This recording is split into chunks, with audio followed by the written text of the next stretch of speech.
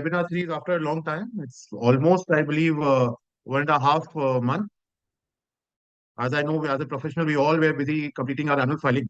And fortunately, unfortunately, just tomorrow is again our last day for our annual filing. I'm hopeful that we all are done with our annual filing as of now.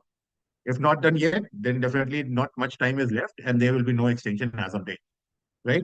So, our topic for today is decoding new labor codes, and we have with us CS Kanchan Gupta ji. She has been a great guide and mentor in this domain, and we'll be definitely having a great insight from her as how, as a professional, we can look forward to this new labor code. And just one thing before starting, I would like to say, like in 2013, new Companies Act 2013 came into the picture, right? Same way in 2016, 17, NCLT and IBC came into the picture. On same domain, I believe now this labor code is there. It up to us whether we want to avail this opportunity, whether we want to deep dive in this more sustainable in this labor law practice.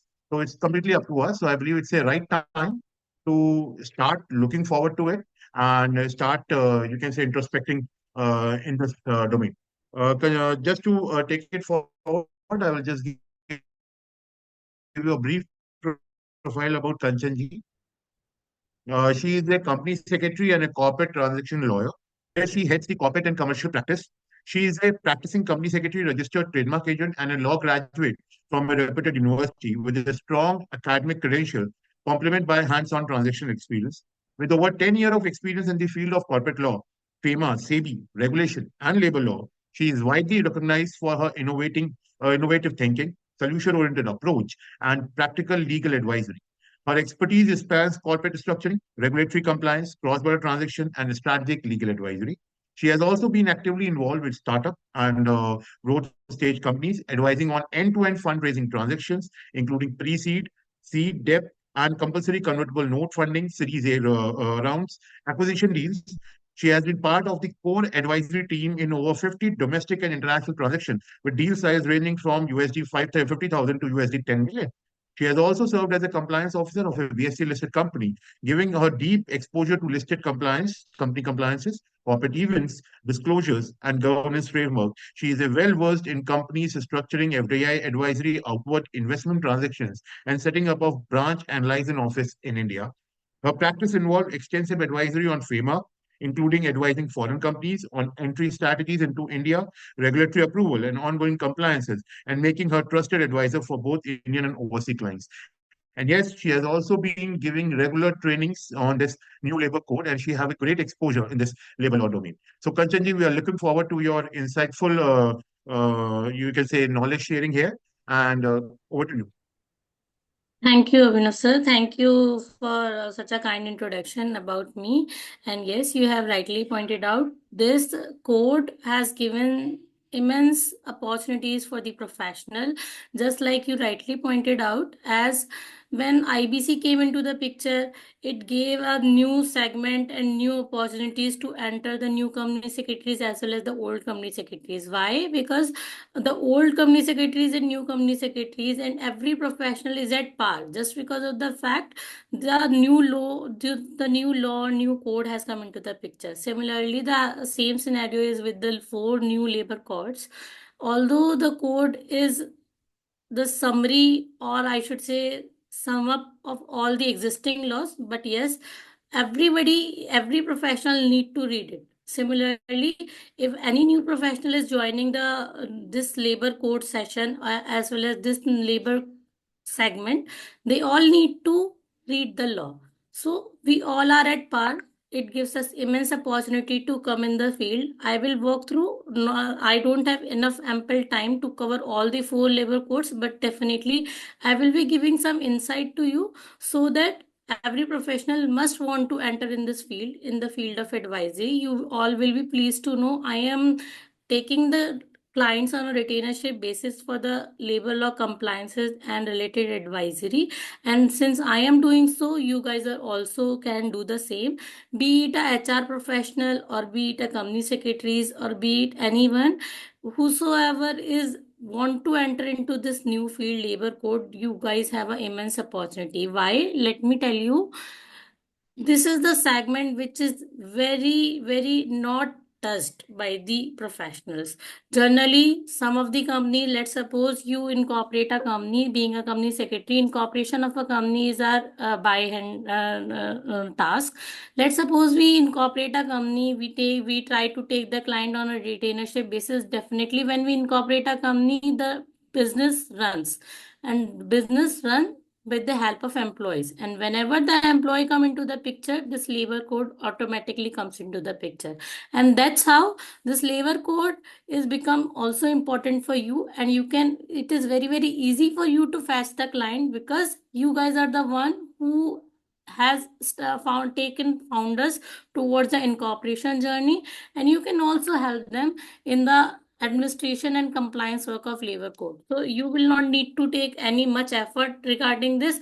Automatically the client will lend up to you when you say yes, we are also a PF and ESIC consultant, including all the 4 labor codes.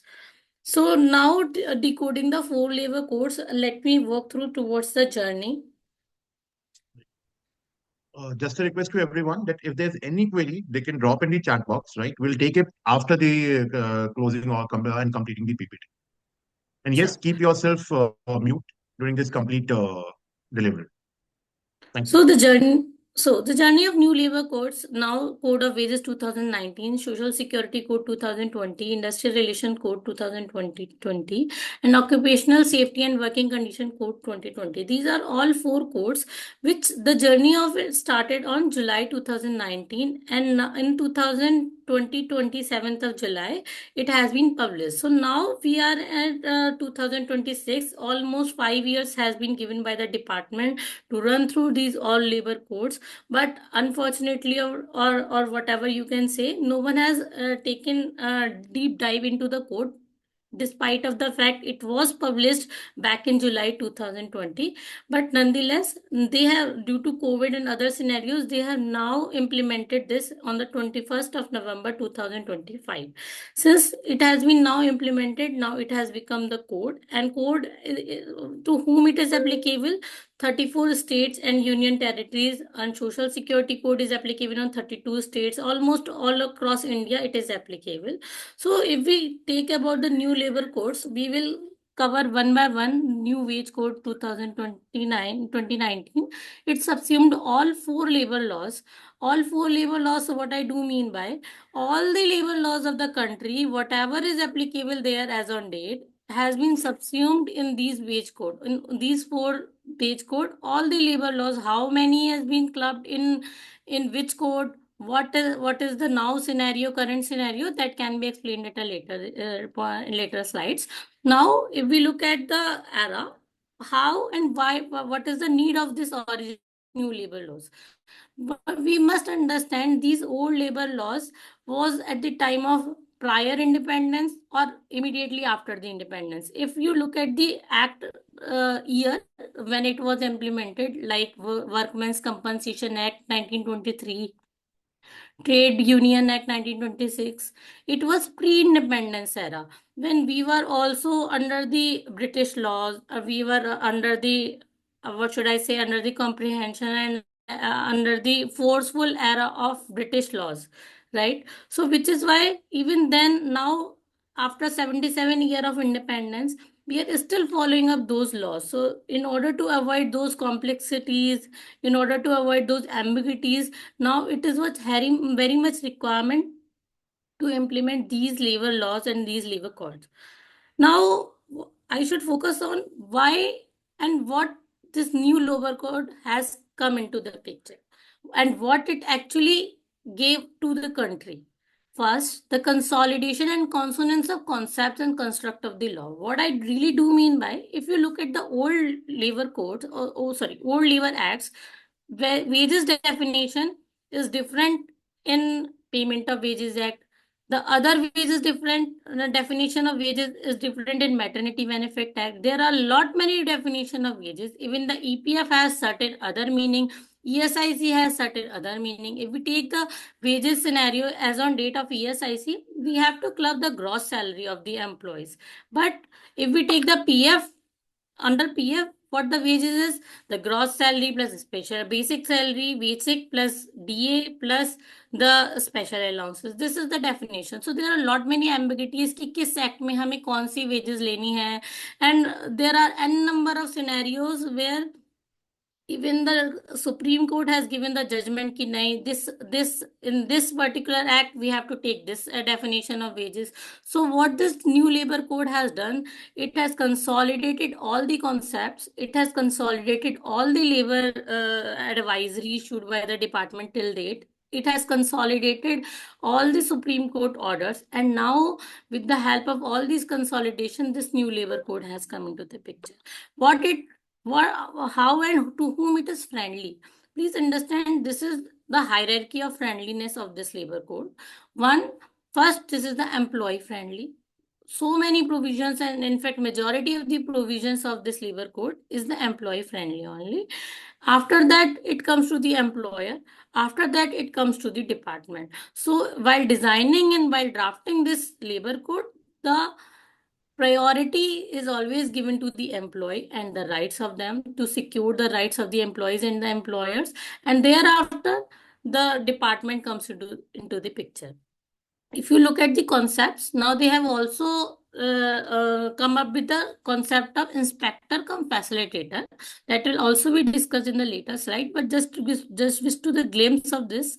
Investor cum facilitator, nowadays, wherever we go to the department, we have to give something and just to get the work done. They almost times, that's the truth of the for now the department. We have to deal with them. But now they have shifted the approach from inspector, the Danda Raj, to the facilitator. The inspector will also become the facilitator. They will visit us, and they will also tell us what all the problems, what all the compliances you have not done it. They will give us the ample time to complete it, and then even then we do not follow it, then only the penalty options will arise. So that's not the scenario now more.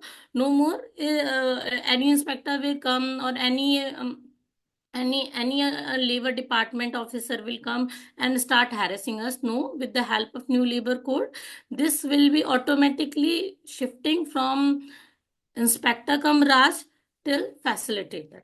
So this is one of the other benefit of coming this new labor code. The again conjunction of operational aspects. What I do mean by, if you look at the existing labor laws, there are n number of compliance, n number of registers in the different act, and in many of the act you will see 100 rupees per day. 100 rupees is the maximum limit which we need to give. But if you look at the today's scenario, what is the 100 rupees now? Nothing. So that's why all the limits has been revised in accordance with the dearness and allowances and every allowances, whatever is there, so that it is not that old now. It will become the new code which will be applicable on everybody. Now we are moving towards the code of wages. Just give me a second.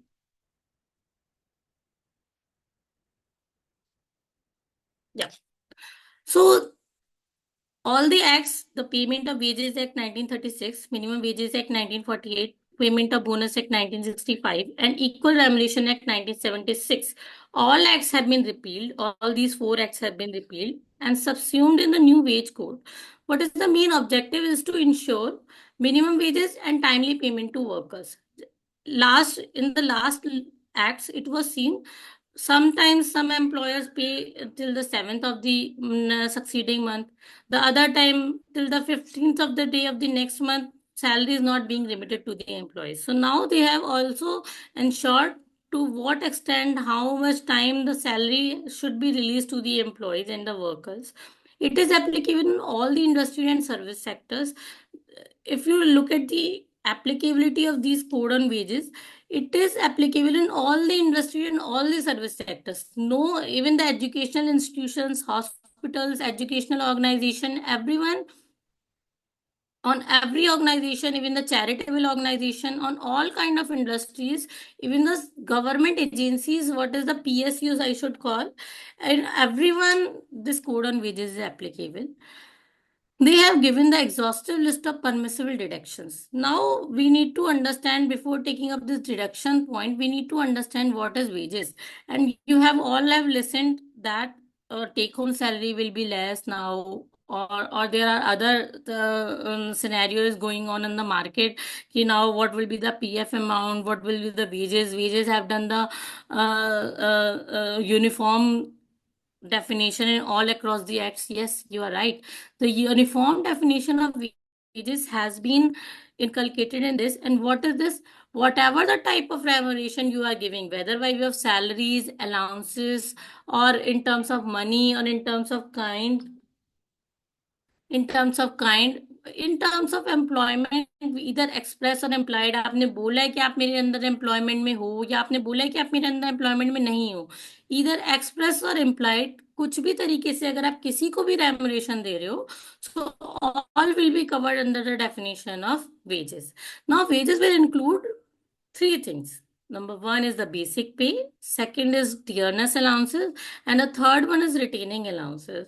Basic plus DA plus retaining allowances. As on date, what the scenario, you also, if somebody is in employment, you must have seen there is a bifurcation of HRA and special allowances, traveling allowances, and number of allowances are there in their salary.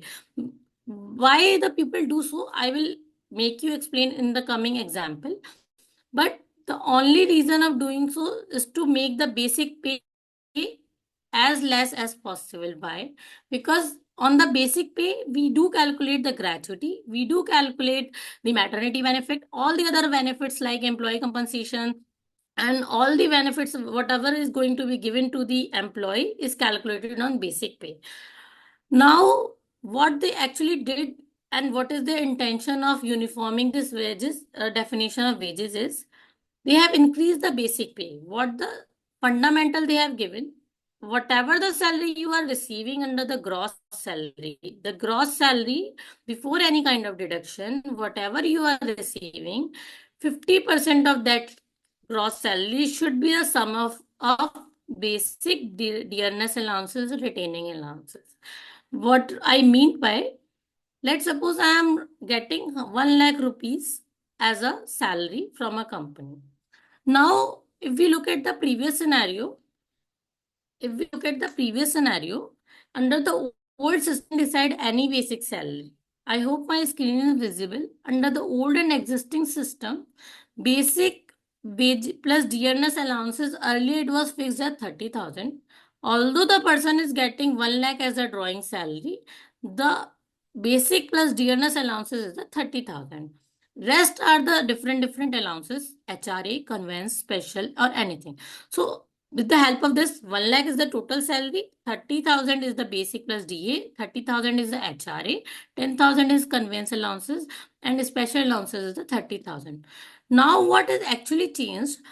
The simple rule is, whatever is gross salary, that is 1 lakh in my in this example, 50% should be the wages. That means instead of 30,000, now with the help of new definition, 50,000 would be the salary. Sorry, would be the wages. And what is the impact of this wages definition?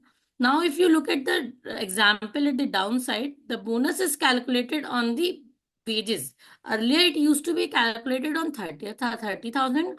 Now it is being calculated on 50,000. So if you see the clear impact, earlier employer needs to give 6,000 as a bonus. Let's suppose 20% is being paid as a bonus instead of 8.33%.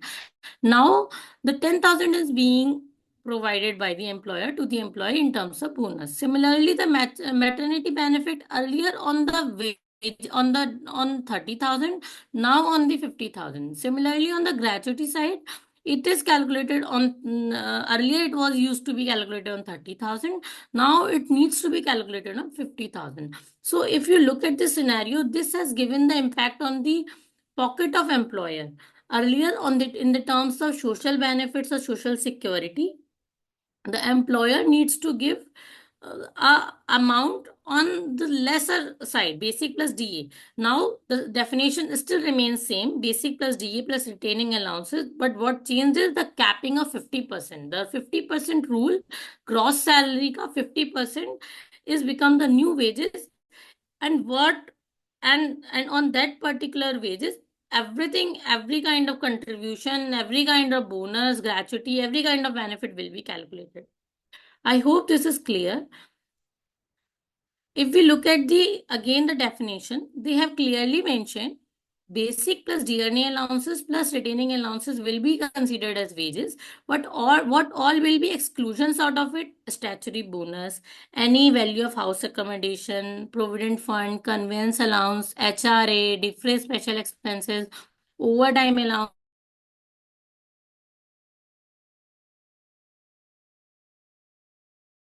commission, gratuity, these all will not become the part of the wages. Now what they actually did, रखनी है आप रख लो, उस gross salary में आपको allowances रख लो, आपको जितने भी चाहे वो कन्वेंस हाउस रेंट अलाउंस हो या ओवर टाइम हो या इंसेंटिव हो, कुछ भी हो, लेकिन हमको बेसिक सैलरी और हमें वेजेस वही चाहिए, 50% of the gross salary. Now the question you usually comes up, if this is the scenario, many of the times it happens, the people give incentives, people give variable component to the salary, then how it will be treated? Yes, the wages under this definition will be changed every month according to the gross salary payable by the company. Whatever the gross salary is, why I am emphasizing on this particular definition, because all the labor code is governed by this definition only. Many of the time you will have the example ki 40% of the wages, 20%, 8.33%. What the wages is definitely governed by under this code only, Code of Wages Act. Whatever the gross salary is, 50% will be our wage. And let's suppose if any of the company is rigid, no, we will not make 50% rule. We will be governing under the old system only. So they are rigid on way to keep their wages retained as 30,000. Now, what would be the scenario? The government says under this act, the government says under this, just give me a second. The government says under this act, let's suppose if you do not maintain the 50% rule, whatever the difference between the 50% rule as well as your wages, the difference will be added back to the wages, and for all the calculation, this will be treated as your wages.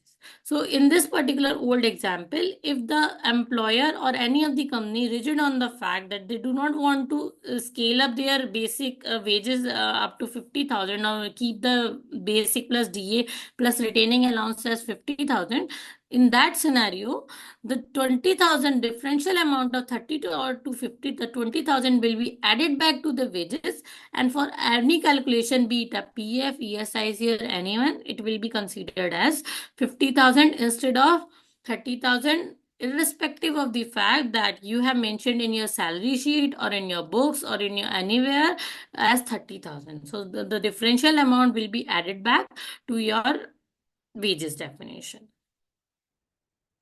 Now, one more beautiful rule they have come into the picture, deductions. They have capped the deductions to up to the level of 50%. What does that mean by? I'm giving you one simple example. Let's suppose I am working anywhere in the organization and I am in urgent need of the funds. I have taken advance from the company, let's suppose 3 lakhs rupees. I have taken advance, but my salary is 1 lakh rupee per month. In that case, if that employer wants earlier, they can reduce their deduct the any kind of advance out of that out of the salary. Let's suppose 60,000. Earlier, what was used to happen, if I have taken advance of 3 lakh, the employer is at their will that they can deduct 60,000, 70,000, irrespective of the fact that my home can actually work upon that or not with the minimum salary of 30,000.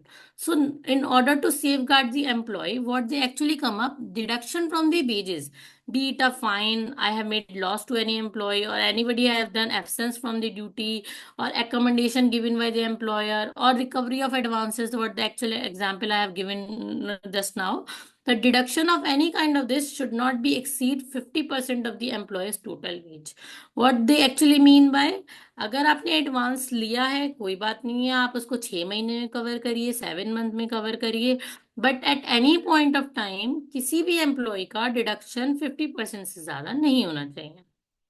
This helps the employee. That's why I'm saying the code is employee friendly. The code is actually designed in a way that employees' life should be relaxed and they should be socially secured. Again, very important example, you must have know the POSH Act. It's very, very important nowadays as well as earlier in 2000, implemented since 2013. So let's suppose if anyone is convicted for sexual harassment under POSH, so the payment of bonus should not be given to that person who has already been convicted for sexual harassment. That person will be automatically disqualified from the payment of bonus if that person is convicted for sexual harassment under POSH. So this is again one important concept. Now the concept of minimum wages comes into the picture. Minimum wages is basically, if you see, every state government comes out with the notification different time that this is the minimum wages for the skilled, unskilled, or highly skilled people. So national level now, with the help of Code on Wages 2019, national level minimum wage has been fixed. National level, what they actually mean by, they have fixed the floor wage concept. The central government shall fix a floor wage after taking into account various things like minimum living standard of particular area, depending on geographical situations, geographical area, what is the calorie intake per day of that particular area, house rent costs. Let's suppose in Delhi there is other house rent cost, but if you go to the UP side, there is other round, there's a different house rent cost. You can see the fuel difference, electricity. After considering all these factors, they will decide a minimum wages, and minimum wages will be applicable, will be given by the central government. Let's suppose Modi government will give the floor wages concept. Now the state government will also release their notification, but the important and interesting point is that the state governments cannot give the minimum wage less than the amount which has been fixed by the central government under the floor wage. Let's suppose central government has fixed ki Delhi ki all over India 15,000 should be the 50,000 should be the floor wage. In that case, Delhi government can fix 16,000, 17,000 or above. They cannot fix 14,000 as a minimum wage. They have to maintain the minimum floor wage of across India. If we talk about payment of wages, it's just an insight I'm giving. This is a very interesting concept and very, very important for all of us to know. Now, new clause on time limit for payment of wages for various categories of employees has been fixed. Nowadays the scenario is experts are engaging on a daily basis. Some are working on a weekly basis. So the payment can be done either daily basis or weekly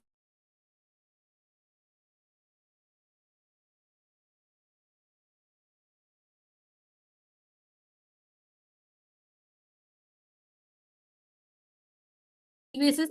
Then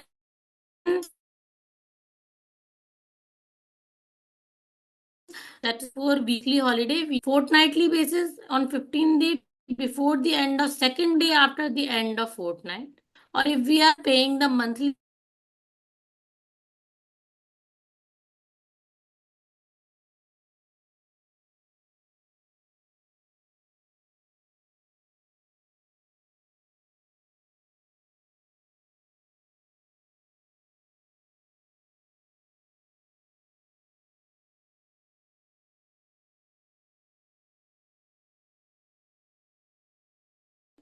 but but now, since we all know the India is moving towards the digital India, This is the reason why electronic mode is the payment or other scenario.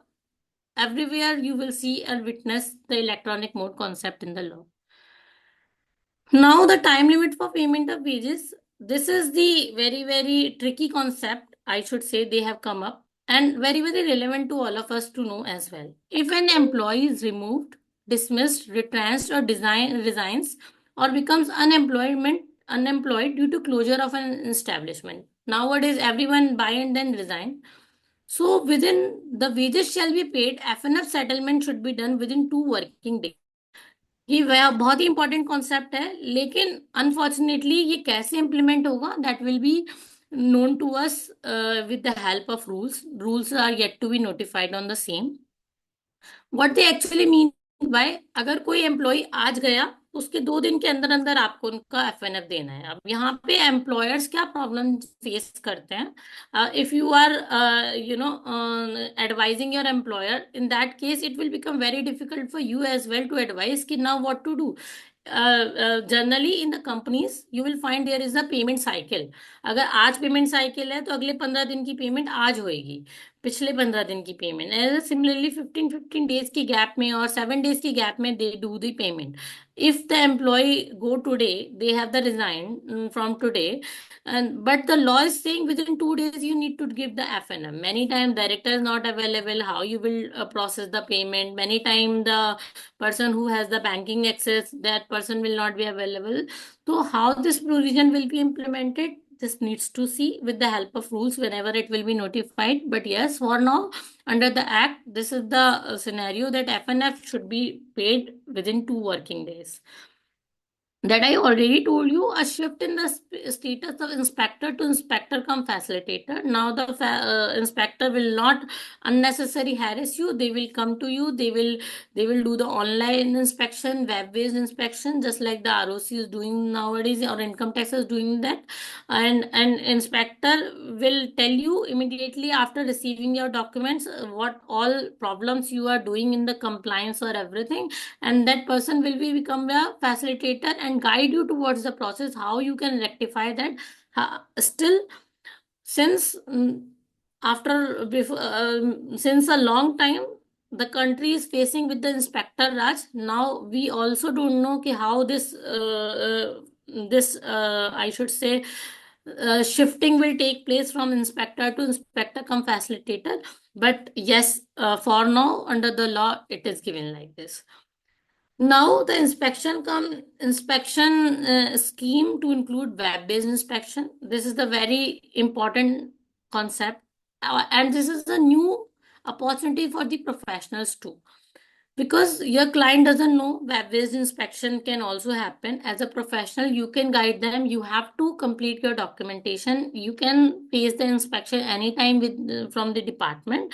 So that's why it is very much required to maintain your documents or maintain your registers records properly. Anytime they can give the notice within of 7 days that you need to produce certain documents online on the portal, and they will actually ask for the documents, and they will give you the feedback and give you the timeline where you need to complete your documents. So this is also becomes one of the opportunity for all of us, so that the compliance registers, everything can be maintained. Now, statutory registers may be maintained in an electronic form. Nowadays, earlier what happened, the physical registers of the by pen entry needs to be done. But since everything is on the Excel, everything is on the electronic form, now nobody is able to do the manual entries nowadays. So, which is why the concept of maintaining registers in electronic form have come into the picture. If we do any kind of offense under the Code on Wages 2019, from 20,000 to 1 lakh rupees penalty can be imposed. Plus, the imprisonment is also there for some of the cases. So, which is why the complying of these laws is very, very important. Again, a friendly concept for employers they brought into the picture. In case the company files a voluntary application for compounding, let's suppose I realize that my company has done this offense or this non compliance of anything, then we can also make the voluntary application for compounding, and the state 50% of the fees shall be levied. Again, the maximum penalty is imprisonment for 3 months or with a cap of up to 1 lakh rupees.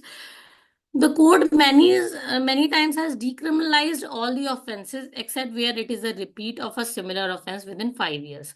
What I actually mean by, अगर आप देखोगे इस पूरे code में और चारों code में, तो उन्होंने पेनल्टीज को इस तरीके से डिजाइन किया हुआ है कि अगर आपने पहली बार पेनल्टी करी तो अगर आपने पहली बार नॉन कंप्लायंस किया तो आपके पास 1 लाख या 2 lakh 5 lakh different different act में डिफरेंट डिफरेंट कोड में अलग अलग पेनल्टी है। बट अगर आपने सेम ऑफेंस रिपीटेड टाइम किया तो फिर आपकी जो पेनल्टी है वो डबल और समवेयर 5 टाइम्स हो जाएगी। बट अगर आपने फिर भी नहीं मान रहे हो, आप फिर भी आप सेम चीज करे जा रहे हो, सेम ऑफेंस करे जा रहे हो, in that case imprisonment will also apply. For imprisonment of 1 year, then imprisonment of 3 years, and so on and so forth. So that's how they have shifted from criminalization. Rather, they are first giving opportunity after paying this penalty in terms of rupees only. One more important concept they have came into the picture. The period of filing of claims by a worker or employee has been enhanced to 3 years. Earlier, what happened, if you remember, Limitation Period Act also gives the general timeline of 3 years. So the period of filing claims by a worker, let's suppose the company is not paying any salary to any employer and so the period of filing claim by a worker has been enhanced to 3 years, then 6 months or 1 year, so that the employee also give the ample opportunity to file a complaint as well as the claim, and the funds can be released to that. Now we need to understand the effect of company cost. Although I have already explained it to you, but I will again try to explain. I am getting 1 lakh rupees salary, let's suppose, and due to which the employer has to pay higher amount of PF or ESIC amount on my wages, just because of the fact wages definition has been increased in my earlier example 30,000 to 50,000. So which has given a significant impact on the pocket of the employer. If you look at the one employee, then 4,000 is the impact on one employee on the basis of my example. In that case, let's suppose the company have 100 employees, then 4 lakh is the straight cost to the company has been increased. So which is why if the employer contribution will increase, similarly the employee contribution of 12% of PF will also increase. The employee contribution as increase, the same will impact on the take home salary. अगर आपको 1 लाख रुपए पहले मिलते थे और अब 12,000 रुपए आपके पीएफ के नाम पर चले जाएंगे just because of the fact कि आपकी बेसिक बढ़ गई है, तो automatically you will be ended up by getting 88,000 instead of 1 lakh. So which is why this whole scenario is कि take home salary maybe and will be reduced for the employees, but at the same time all is happening because the amount is going towards your PF and ESIC, which will automatically give you the retirement benefits whenever you will retire from from your job. It will give you the help, and that's how you can save your retirement side. But yes, as on date, if your EMIs are going on and you need to restructure it because the take home salary will be reduced. Similarly, there is one important concept on the code on wages. If the dues will be paid to the person, if the employee has deceased, in that case dues will be paid to the person nominated by the employee. And let's suppose there is no nomination for any reason, or amount cannot be paid, that person is not traceable until the expiry of 3 months from the date of amount had become payable, then such amount shall be deposited by the employer with the Deputy Chief Lever Commissioner fund, wherein the company needs to disburse the amount, and now it becomes the responsibility of the government to identify that person with the help of Aadhaar or somewhere, and they need to ensure within 2 months from the date of deposit of such amount by the company, it should be credited to the death of the employee. This is the concept of code on wages. Similar concept is there in the industrial labor code and OSH 2. उसमें क्या है कि अगर आपने कोई job छोड़ दी या फिर आपको ले ऑफ कर दिया गया, आपको रिट्रेंच कर दिया गया, तो the government has come up with the fund reskilling fund, which is nowadays is the concept in armed forces only. जब armed forces whenever they retire from the army duty or somewhere, they just feel cut off from the social side. So what they actually do to the army men, they reskill them and enable them to work on the social side and to work on the companies, corporate, so that they can be easily mingled from the army side towards the corporate side. The similar way the concept has been brought in this code. They said if the someone is laid off, nowadays you see many of the time you see कि ओला ने 1 lakh employees lay off कर दिए और Apple ने इतने lay off कर दिए. अभी पीछे भी मैं न्यूज पढ़ रही थी, अमेजोन ने 20,000 एम्प्लॉयज ले ऑफ कर दिए. तो these lay off is for us it is a news, but let's suppose those person who's being laid off, they actually become in a trauma that now what should we do. So for those employees, they actually come up with the fund that is called reskilling fund. Employer is liable to give the fund to the government 50% of their last wage drawn of 15 days, and that fund will be used in the reskilling of those employees. Here, again, the code on wages records, return, and notice. This is again one of the opportunity for all of us to gain.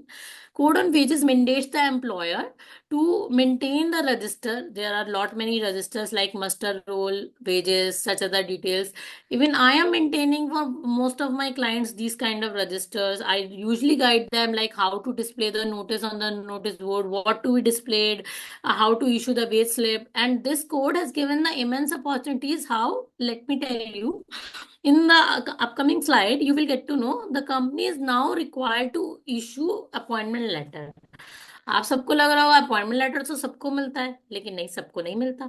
कुछ companies employ appointment letter देती ही नहीं थी. Nobody actually gives the appointment letter. So what they come up with the rule, every company now needs to give the appointment letter. If not already given, then within 60 days you need to give the appointment letter, and what all the content of the appointment letter, that has also been mentioned in that particular rule, in the section. So this again, you can reach out your existing clients and say, please review your contracts, review your appointment letters, review your all the onboarding documents, and if whether it is compliant in accordance with law or not. If not, then you since we all are the company secretaries, we know how to read the law and how to interpret the law. We can easily guide them कि how to make your appointment letter compliant, how to make the contract letter compliant, and similarly how to maintain the records and returns and notices, and what should be displayed, what should be the format of wage slips.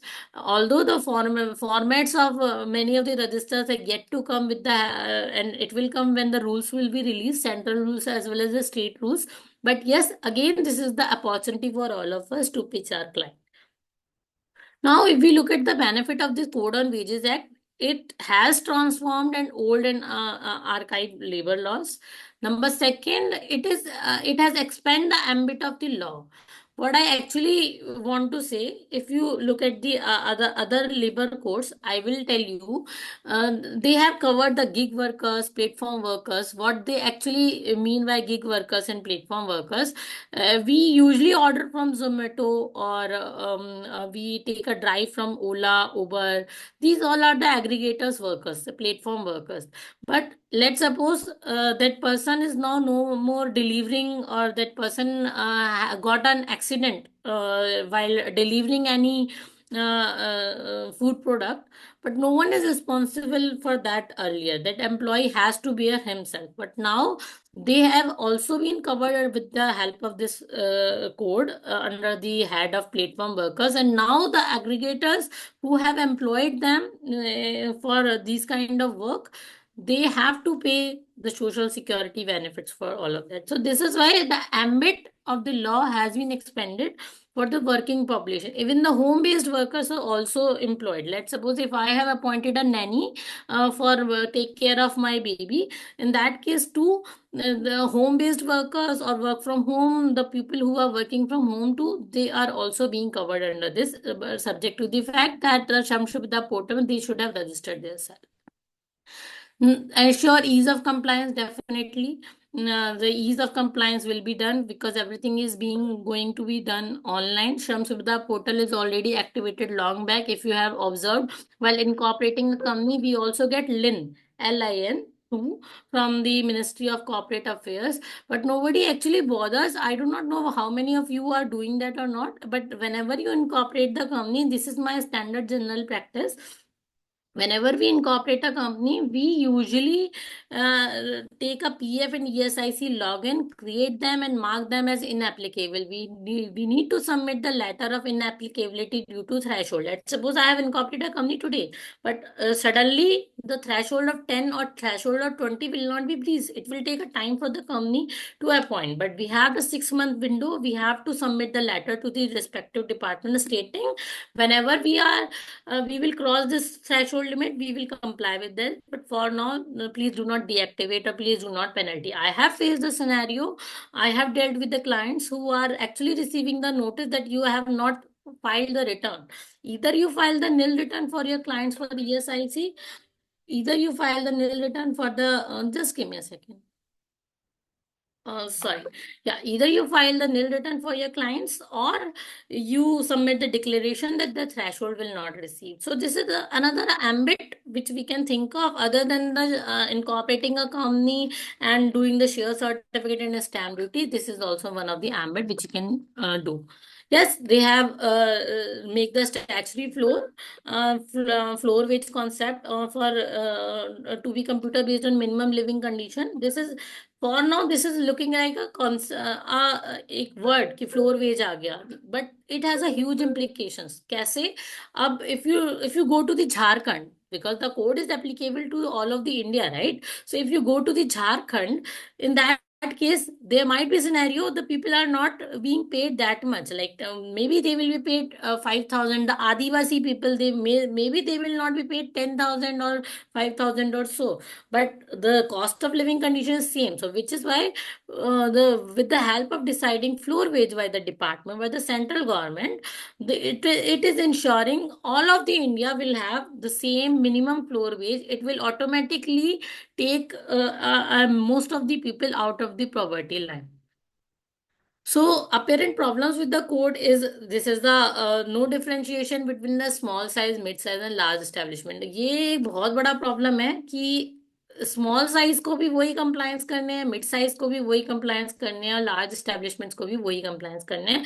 So there is no differentiation between them. They can have come up with the certain relaxation कि अगर किसी के employ 10 ही हैं या 20 ही हैं तो उनको सिर्फ इतना इतना करना है, बाकी ये कंप्लायंसेस नहीं करने हैं. बट नो, such as आगे की कोड में you will see कि there is a requirement of constitution of safety committee or work committee, redress grievance committee. So they are applicable on almost all the organization, but somewhere they have given the threshold of employees like 100 employees or 300 employees, but most of the employee concepts are similar to all of them.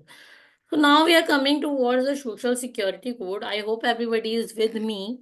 I hope so far the Code of Wages is I have done justice towards the Code of Wages 2019. If yes, then we can move forward towards the next code, Social Security. Yes, Kantanji, definitely. Even I'm hearing it in depth. So definitely you have done a justice and we can move forward. Thank you. So now we are going towards the Code of Social Security. Although the Code of Social Security, if you look at the code, it has sum of 13 acts. the Compensation Act, the Employee Exchange Compulsory Notification. If you look at the most of the time when the since while doing my profile, while stating my profile, he has said I am also in a foreign funding transaction. Yes, it's correct. So many of the time I do the DD. They also or on behalf of my investors or either I am on behalf of my founders or the company side. They do the labor law audits. They check how the company is actually in employee friendly, because the foreigners do believe if the company is employee friendly, company is giving justice with their employee, company will also do the justice with their funds too. If they have the human grounds, then they can do the justice towards their funds too. So which is why foreign people are very much interested in knowing how the employment laws are happening. So which is why we do the DD of those two due diligence. And you will see point number 2, Employment Exchange Compulsory Notification Vacancy Act is most ignored act. There is one return ER1 which is to be given on a quarterly basis within 30 days from the end of the quarter to all to employment exchange department. But very few companies are doing that. But you can be the consultant to advise them. But for now, this act has been replaced with the code. But again, the returns remain same. There may be the change in the format, but if you know the return, you can submit it. So again, since as of now, you don't know there is one return. But if you read the law, read the code, the new code, you just give me a second. There's again one and again call. Just give me a second.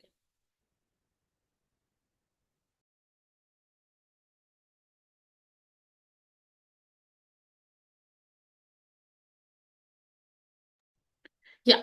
So similarly, ESIC, Maternity Benefit Act, Payment of Gratuity Act, all have been summed up. Where BOCW, Sign Workers, Unorganized Workers, Social Security Act, all these 9 acts has been subsumed under the Code on Social Security Act. Why the name is Code on Social Security? Because if you look at the name of the act, it is actually giving the security to the person. Like Provident Fund Act, it is giving the security while the being employer submit the PF towards the PF department, and at the time of need they can withdraw the funds. Similarly, the gratuity after 5 years we need to pay it. So this is why this all the Code on Social Security 2020 code is being. Now you look at few new terms has been introduced like career centers, fixed term employment. Fixed term employment, let me give you one example. Like nowadays, if you look at the real person, the what should I say, the those who make reels, give the promotion, brand advertisement, they are being employed for a fixed time only. Let's suppose we have taken a few hours, and or we just contract with them कि you work for 4 hours with us and do the promotion, do the digital marketing for us, or something. So they are not actually employer and employee relation for 8 hours or 7 hours. They are the fixed term employment. Earlier, this concept was not there. Like, let me give you the example for years. Let's suppose I have hired a IT person to develop an app with me, for my firm or for anything. मैंने एक app बनाने के लिए किसी को higher किया for 2 years. अब वो 2 साल के लिए मेरे लिए एम्प्लॉयमेंट है. लेकिन if we look at the gratuity act, उसमें there is a condition that for after 5 years you need to give the gratuity. But what about these employees? That person has worked with you for 2 years for that fixed term employment only. So, which is why under the Gratuity Act, they have covered that for the fixed term employment too, you have to give the gratuity. Again, the new concept of gig workers and platform workers, what I was really telling you before, Uber, Ola, graphic designers, online educators, all these are covered now, and they have actually being given a face of a worker, or of someone who actually did do work for the country. Similarly, the home-based workers, everybody who produce the goods or services other than the official place of employer for remuneration. अब चाहे वो घर से काम कर रहा है, work from home कर रहा है, कर तो वो ऑफिस के लिए रहा है. Similarly, if you look at the concept of POSH, so because every employment law is interlinked, this is the reason why work from home workers is also being covered under the POSH. If you are aggrieved while working from home, that also being governed. So that's why, to sum up both the acts, they have introduced a new term, home based workers.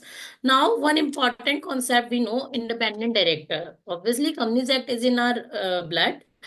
So independent director usually is not independents taking their sitting fees. They are not actually into the day-to-day affairs of the company. So this is the main reason they have specifically excluded occupier in a factory. That person, independent director, cannot be made an occupier. Why this concept has come up?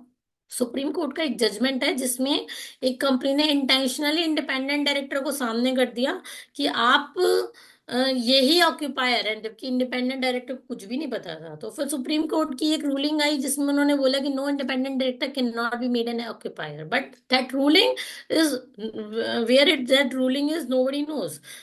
Those who are in actual practice of that, only they can know. So which is why, in order to make the face of the law, they have made a concept, independent director cannot be made an occupier.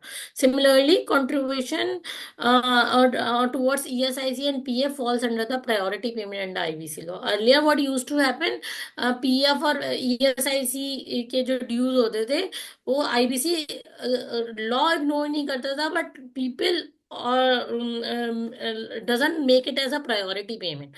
But now with the help of law, they had made towards the ESIC and PF as a priority payment. Similarly, I already explained gratuity payment is also applicable to fixed term employees, and scope of course of employment commuting from his residence to place, and vice versa. Let's suppose I'm going from my home to my office and coming back, that is also coming under the ambit of employment. Why? If the accident took place in this, but in this I should say commuting place or commuting period, that will also be covered under this code while giving the compensation towards the workmen or otherwise. If we look at the role of Shram Suvidha here, so Shram Suvidha portal, the government has implemented it long back. I don't know, you guys have make your company registered or not, but that's my usual practice. If we incorporate any company, we do create a login from Shram Suvidha portal. But now it has become mandatory. The existing organization have to update their portal on the Shram Suvidha portal, and the new one have to take the registration there on Shram Suvidha portal. And so many schemes are there in the Social Security Code, like accident insurance, life and disability cover. You need to provide the employees crèche facility, old age protection, health and maternity benefits. So these kind of schemes also is being covered under the Social Security Code. Again, the new concept, because I am out of time, I need to go a little fast to cover and give you a glimpse of all the code. There's one important provision they have come into a picture. Platform aggregators like Amazon, Flipkart, Snapdeal, and Myntra, platform aggregators to contribute between 1 to 2% of annual turnover to social securities for their workers. It is very, very important. These are not those workers, these are those workers too who are actually working in their organization, and also those workers who are on their road while delivering or something, or delivering the product, or who are into the packaging of materials, or every kind of workers. They have to contribute between 1 to 2% of annual turnover. You can look at how big the impact it can make. 1 to 2% of annual turnover, and you can imagine the annual turnover of these big giants. And this is why this has become the important concept. Similarly, gratuity has increased to more categories. Again, the concept is still same. 5 years के बाद आपको gratuity देनी है. But again, if on the termination of employee's contract period under fixed term employment, if the employee is being employed for 1 year only, even then, after termination, gratuity is payable. Or on happening of any such event, it can be referred to the rules, but for now, rules has not come into the picture. So One important the aspect which you need to know, every employee who has completed 1 year of service shall make a nomination within such time in such form as may be prescribed by the appropriate government. Again, this is one of the opportunity for all of us. Why? If we have completed 1 year of service, we need to make a nomination for all the employees. और एक साल तो हर company में कम से कम बहुत सारे लोग कर ही लेते हैं. तो you can reach out to your company and check whether all the compliances are being done or not. This is one of the compliance of nomination which has to be done every year. Whosoever has completed 1 year. The next code is OSHWVC, Occupational Safety, Health and Working Condition Code. This code have summed up 13 acts. Again, the Factories Act, Mines Act, Dog Worker, Motor Transport, Contract Labor, Interstate Migrant Workmen, Working Journalist, and so on and so forth. So there are a number of acts. This has summed up all the acts, but if you look at these slide, you can say you can see this act earlier was applicable on factories, a kind of who has a mines, factories. If you are a company, if you are a normal, not doing anything, normal company, on that these acts were not applicable. But now the scenario has been changed. If even if you are not a factory, even if you are employing 10%, even if you are doing not such kind of worker like mines or dock worker, motor transport, you are just a normal company for IT or a trade or something, even then this code is applicable, like occupational safety, health and working condition. You will glad to know, or maybe if you are at the employer side, you may not be glad, but if you are at the consultant side, you may be glad. So you will be glad to know there is a concept of annual health checkup. Now what actually happened when there are certain companies who have employed person who are the age of beyond 45 years 50 years, but वो अपनी health को compromise करके daily जाते रहते हैं आते रहते हैं. क्यों? क्योंकि वो पैसों की जरूरत है, या somewhere everybody wants to do the job only. तो you will be glad to know the annual free health checkup for those who are 45 years and above are actually required to do the medical test, and company will be sponsoring the same health checkup, and they cannot actually charge it too. And they just for the sake there should be no confusion in this, the act is very very clear, the company cannot charge it. Even the act is very very clear. If you look at the salary sheet, sometimes people what they say, वो CTC बना देते हैं कि cost to the company, इस employ की मेरे लिए cost क्या है, what is the cost to the company of that particular employee. So what they actually do, वो PF का contribution भी उसमें से अपना भी डिडक्ट कर लेते हैं, एम्प्लॉय का भी डिडक्ट कर लेते हैं. But you can see the law is very very clear. There is no concept of cost to the company. This is the commercial concept of cost to the company. The law is very very clear. You can deduct of their salary only the amount of employee, like a PF or ESIC, only the contribution which is being made by the employee, but not the contribution, which you are doing. Let's suppose if I am getting 1 lakh and 12,000 is being paid on behalf of employee, then my salary is becoming 88,000. But employer cannot do this कि वो अपना उनका 12,000 भी मेरे में से ही काट ले और मेरी सैलरी को 1 लाख में 88 की जगह पे और -12,000 कर ले. वो they can not do so. But unfortunately ये प्रैक्टिस चल रही थी, एंड इस प्रैक्टिस के चलते अनफॉर्चुनेटली ये प्रैक्टिस चल रही थी, और इस प्रैक्टिस के चलते there is one Gurgaon based company who has actually received a notice regarding this, who has actually they were in the practice कि एम्प्लॉयर और एम्प्लॉय दोनों का कंट्रीब्यूशन को डिडक्ट करने के बाद वो सैलरी पे कर रहे थे. तो that they were payable, they were chargeable a hefty penalty, and this process needs to be stopped. So why I am telling you, if you are an employee, you actually need to see your wage slip. Number one, if you are a company secretary of a company, you can recheck your records ki whether the wage slip is in accordance with the law or not. If you are if you are a consultant who are practicing company secretary, then again the role of a practicing company secretary, obviously for the patching of clients, they can actually advise them ki new labor has come up.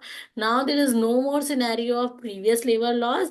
Nobody is taking charge of the laws. Rather it should be taken care of seriously. Again, and now if we come up with the occupational safety code, so the code contains exhaustive provisions related to occupational safety. Again, the hierarchy in this code is same. पहले employ friendly है, फिर establishment friendly है, और उसके बाद कहीं जाके department friendly है. अभी मैं आपको इसका एक बढ़िया सा एग्जांपल देती हूँ कि why I am saying so. Earlier what used to happen, let's suppose I have recently incorporated a company. Why I am giving the example of recently incorporated company, because कभी कभी हम इनकॉर्पोरेट कर देते हैं and वो PF और ESI से हमें जबरदस्ती दे दिया जाता है. हमें करना भी नहीं होता, तब भी दे दिया जाता है. लेकिन अभी अभी उसमें क्या प्रॉब्लम है? There is one company, let's suppose, recently incorporated, PF or ESIC has been allotted, but there are 2 years has been passed, nothing has been done in that company. But still the liability of PF ESIC is still there. We have to submit the return either, or we have to surrender. Today's scenario, if we go to this surrender, there are two things we need to do. One, we need to apply. Second, we need to follow up again and again कि हमारा ये PF close कर दो. With no default हमें वो follow up करना ही पड़ रहा है. But now what they actually come up, if you have applied it, it will within 60 days, it becomes the responsibility of the department to reply to you, reject to you. And let's suppose if they do not reject it, not replied it, they have not done anything, then fortunately it will be deemed as closed. Your PF number, your establishment number will be deemed as closed, and the entire responsibility on the officer. So, why you have not reverted? So it has been closed. So now they with the help of this provision, you can see they have bound the officer to reply within the time. अभी तो बहुत बुरा हाल है. Okay. So the next provision what they have come in OSH is one registration of an establishment instead of multiple registration. If you look at today's scenario, there are n number of registrations, like labour welfare fund के लिए आपको अलग registration करना है, PF के लिए आपको अलग करना है, ईएसआईसी के लिए अलग करना है. There are n number of registration. मतलब there are out of 30s, there are 6 labor laws which are providing for the separate registration. But now they are covering one registration of an establishment. What I am foreseeing is they are actually referring to the Shram Suvidha portal, the LIN and Shram Suvidha portal. But they may come up with any other registration too, with the in the new rules that yet to be implemented. But definitely they are referring to the Shram Suvidha portal only. Again, the code is applicable to all establishment employing 10 or more. This is the wide coverage. Now they are referring to 10 or more workers. So what do we do here mean by workers? Employee and workers can be same. Employer worker cannot be same. Here the role of company secretary comes into the picture. They need to evaluate the worker is working on which capacity. If that person is working on a managerial capacity, that person will not be treated as worker. Person will be treated as employee. Let's suppose that person is doing work in a administrative capacity. Again, that person will not be a worker. That person will be a employee. But कभी कभार क्या होता है कि मैंने बना दिया कि general manager, there are n number of designation I can create on my own mind for my own organisation. General manager, deputy manager, ऐसा मैनेजर, वैसा मैनेजर, कितने भी मैनेजर बना दो, लेकिन अगर उनका जो वर्क है वो मैनेजरियल कैपेसिटी का है तो वो वर्कर में नहीं आएंगे. या व्हाट शुड आई से, अगर उनका वर्क क्लैरिकल नेचर है, या फिर उनका नॉर्मल वर्क की तरह है, या फिर उनका सुपरवाइजरी एक्टिविटी है, तो every kind of work will be considered as worker. So there are very thin line difference. and the threshold difference, if the supervisor is getting more than 80,000, that person will not be treated as worker. But if the supervisor is getting less than 18,000 of a wages, again wages क्या है जो मैंने पहले बताई थी, इसलिए वो wages में बहुत टाइम लगाया था मैंने, तो wages अगर if 18,000 से ज्यादा है, then that person will not be a worker. If 18,000 less than 18,000, that person will be a worker. So that's how this code is applicable to all the establishment. It is just we need to check. ऐसा नहीं है कि worker अगर है तो वो factory वाला worker ही होगा. Yes, it use to be a scenario कि फैक्ट्री में ही वर्कर होते थे, but now this concept of worker has been change just because of this code is employee friendly. Again, new establishment needs to register on the Shram Suvidha portal. This is how the portal looks like, where as existing one needs to update on the portal. If you look at this portal, it has the ample opportunity to work. Like even on this slide too, I can tell you the way you can work as a consultant, like registration and licenses. With the help of this Shram Suvidha portal, you can apply for any license anywhere in India, like contract labor license, PF, ESIC, everything is this place. Similarly, CLC annual return, due date of which is tomorrow, 31st of December. I think today is 30th. So you can take a client of Unified Annual Return. Every central act, be it a Maternity Benefit Act or Contract Labor Act, BOCW, every act there is an annual return which needs to be submitted under this portal only, DGC and CLC return. Again, this is an opportunity for all of you. Similarly, online registers can be maintained here. And similarly, these all the Shram Suvidha portal, there are n number of opportunities. Now, what the code has actually come, the new concept, any change in ownership or management needs to be intimated to the registrar. Why? Because if you look at the today's scenario, why I'm saying this is the overall restructuring of the code. If you, one of my company, I have done INC 24. We all know INC 24 is change of name. Okay, we have completed the change of name. Now that company is after my life. Please do change in shop and establishment registration. Please do make changes in PF. Please do make changes in ESIC. I am willing to do so, but my department is not supporting to do so because there is no such portal, or if there is a portal, they are very, very slow. There are n number of problems we are facing. But now, since they have come up with the provision that any change in ownership and management needs to be intimated to the registrar, definitely they are going to come up with the portal where the same needs to be intimated. So now I think it becomes easy. Again, the new duties for the employer. Very important point of this code is earlier what happened in the act, the duties of employer तो बता रखे हैं, but duties of employ नहीं बता रखे कि भाई employer की तो ड्यूटीज हैं, बट कुछ तो एम्प्लॉय की भी ड्यूटी रहेगी, लेकिन उन्होंने नहीं बता रही. But this code has become the fair in both the side. They have given actually the duties of employer as well as the duty of employee, how the employee should behave and how the employee should work. They actually focused on you should also take care of yourself too. It is not only the responsibility of employer, but employee should also take a sufficient care for herself, for their health, as well as the health of their persons associated with.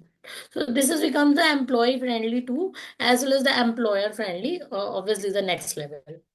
The secondly, the provide annual health examination or test free of cost within 120 days having age or of more 45 or more. Although the draft rule restricted to factory or mines etc, but it is being presumed this is applicable to on the all the establishment. The clarity is yet to be yet to come when the rules will be notified.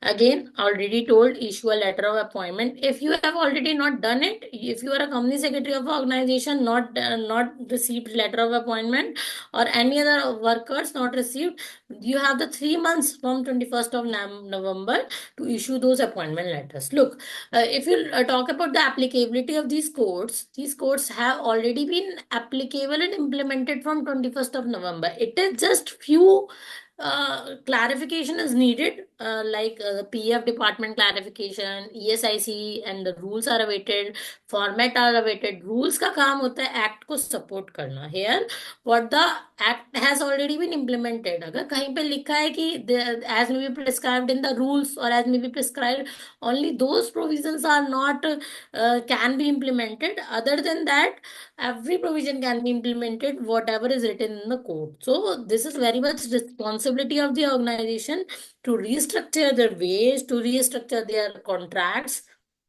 Why I'm saying so contract? Okay, just give me an example. If you look at this code in all the four codes, there is a thin line difference between the contractor and the person who are working in the capacity of contract. आपकी company में there are n number of people who are working as a consultant, and maybe 194J TDS is applicable on that, and you guys are deducting TDS of 194J. ठीक है. There are the scenarios where there are the scenarios which is happening. Okay, so now what is actually happening?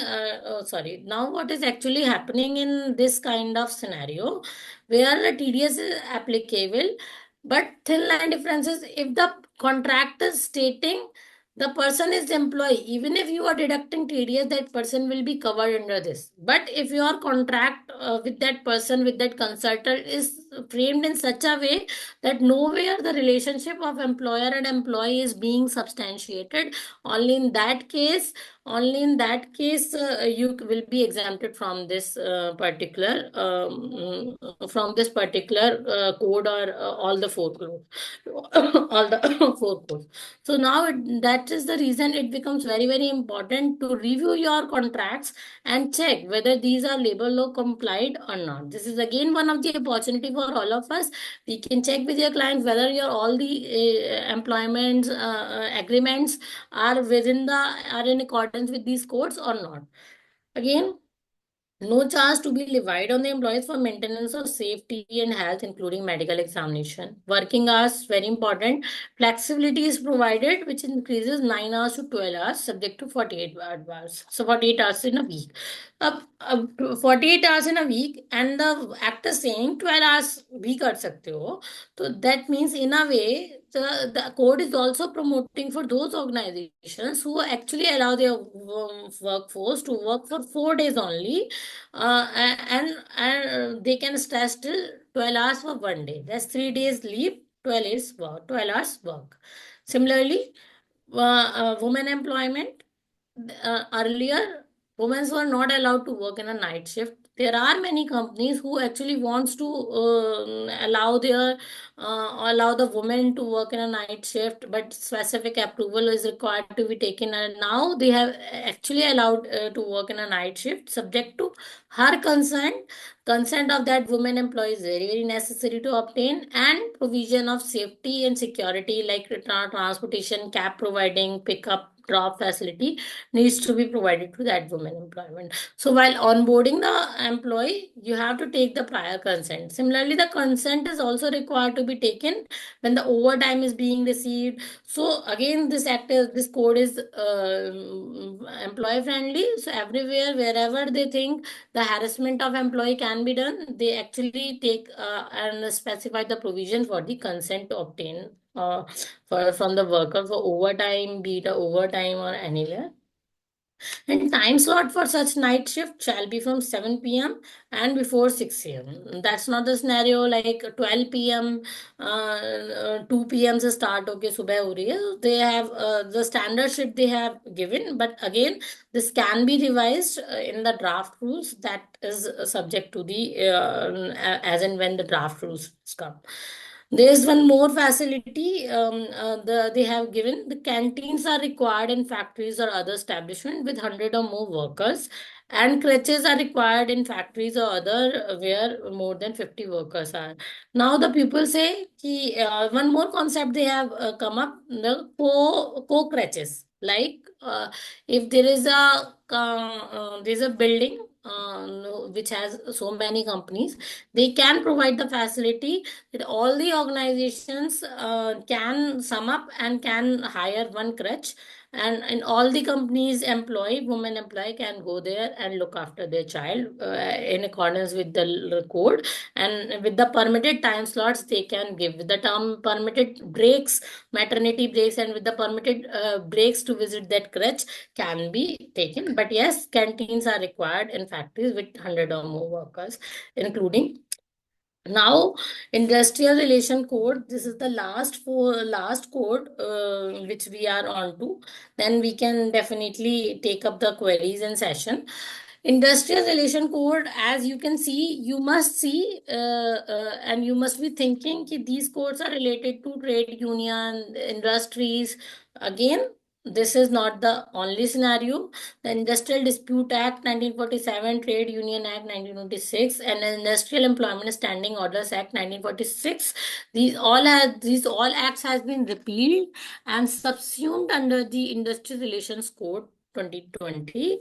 But but the thing is, importantly, earlier we do not touch these laws because हमारी pure normal company है, हमें इसकी जरूरत नहीं है, हमारा industry है ही नहीं, और हम ये एक्ट को क्यों पढ़ें. Now this is not the scenario. It is applicable in all the establishments. All the establishment have come into the same ambit. But yes, there is some definitions which restricts from factories as well as where the working is going on related to hazardous products and others. Yes, there are the provisions, but again, we have to see and look out the provisions which have been mentioned in these acts, whether this act is applicable or not, or our organization or not. So, exhaustive definition, a very significant concept of workers or employees has been given in this code. This code applies to all the establishments but excludes charitable institutions here, because they believe in the charitable institutions, there are less probability of disputes or so, which is why they have excluded the charitable institutions here in this code. Again, exhaustive definition of worker or employee. Earlier it was very confused and dependent upon the case laws, but now they have given the worker and employee definition, and you will be glad to know, if you read the all the four codes, the definition section is almost similar in all the codes. Why? Because the definition of employee is there in the code of wages. The same definition of employee is there in all the four codes. Similarly, definition of worker is there in the code of wages. The same definition is there in all the four codes. तो अगर आप act को पढ़ोगे तो majority of the चीज आपकी जो definition part की है वो कवर हो ही जाएगी. But the basic intent we should what should I say? The basic intent we should be knowing कि the act, all the four codes are promoted to have a safe and healthy environment, or to promote the workforce in India, because the India has the largest population and the younger population, fortunately, and this is the only region where why global companies are coming towards India for to take the services of human resource, to take the services of all the resources available here in India. And this new code will help the expansion of country as well in various ways, like this trade deal whatever has happened recently.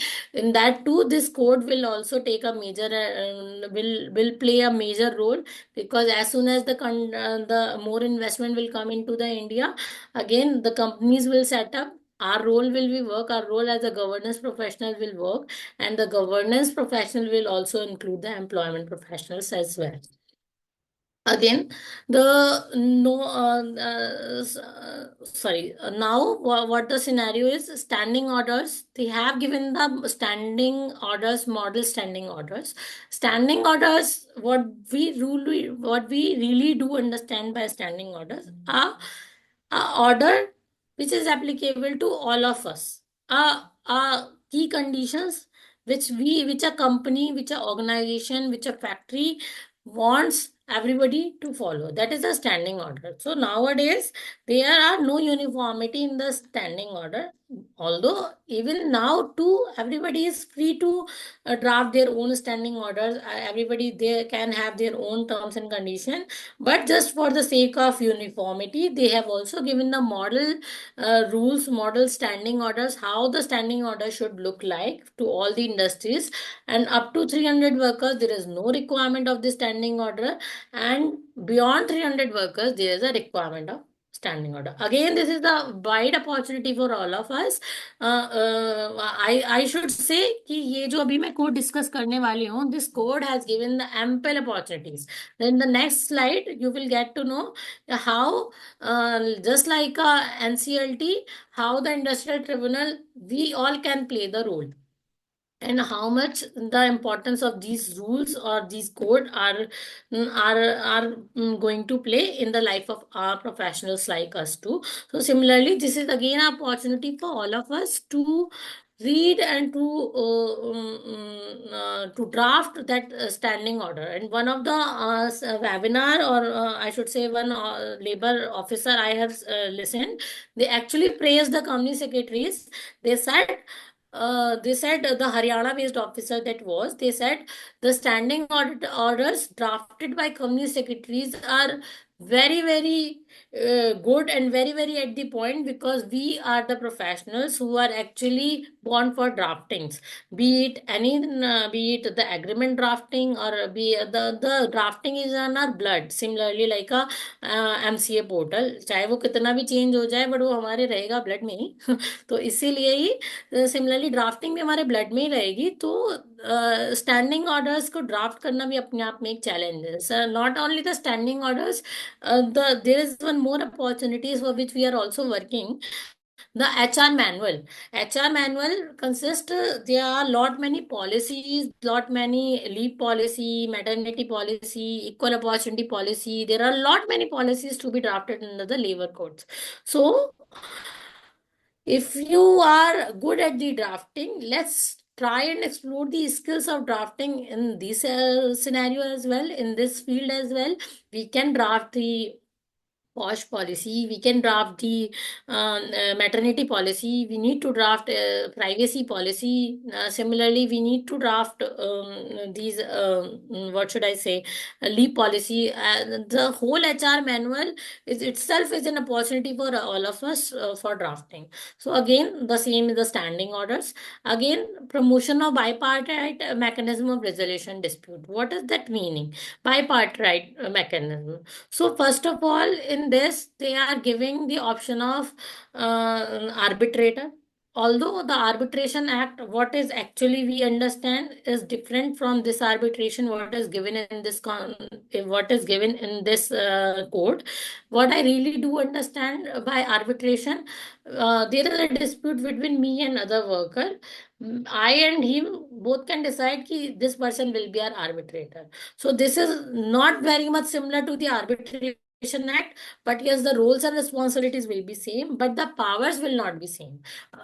In the Arbitration Act, whosoever the arbitrator is, he has the power of summon, he has the power of a power just like a civil court. But here, it is not like this. The arbitration is a one level model, one level, first level exercise, I should say.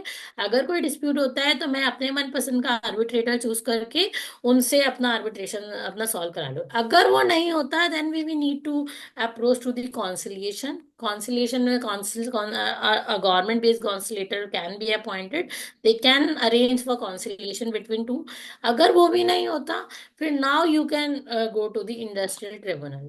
That's where I was that's where I was talking about industrial tribunal, the opportunities for all of us, ample opportunities for all of us. I remember when we used to be in 2016, I remember when I appeared first time in NCLT. Even the NCLT people also doesn't know how to take the files. That time physical filing also happening, and we appeared there. And that time it was the complete blank, same with the NCLT officers, and I'm not talking about the judge, but the clerical staffs, whosoever was receiving the files, they were also not very much prompt to it. Similarly, that is also the case going to happen. And now you see the NCLT is running very smoothly. Similarly, the government is going to be established industrial tribunal very, very soon, and they have already enacted the provisions related to industrial tribunal to settle the disputes between the workers and the factories.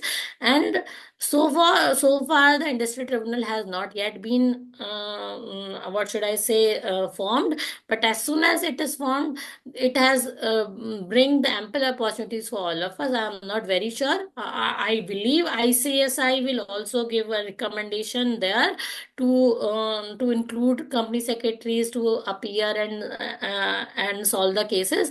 But very soon, whenever the industrial tribunal will come into the picture, I am very sure, I am hopeful towards the ICSI. They will definitely go and pitch them towards opening the ambit for all of us. But if we know, we have already equipped ourselves with the law in hand. We already know it. Then we can definitely say that we can handle any kind of industrial tribunal hearing and all.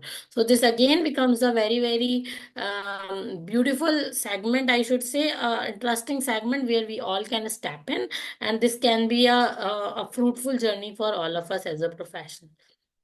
Similarly, the industrial dispute arbitration has become more structured in functionality, and civil courts ki, if you okay, let me tell you one example. There is one employee who has not served the notice, and that's a real case. One of my client is facing this. We are representing them.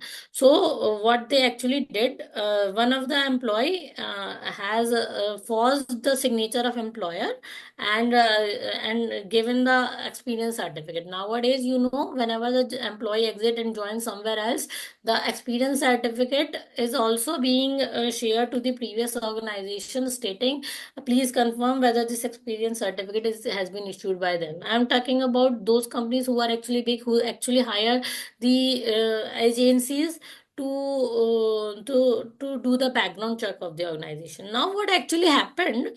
Suddenly the employer says, no, I have not issued any kind of this experience letter, and the matter goes to the civil court, not to any kind of arbitration. And now this scenario was happened back in 2 years, and still the case is pending.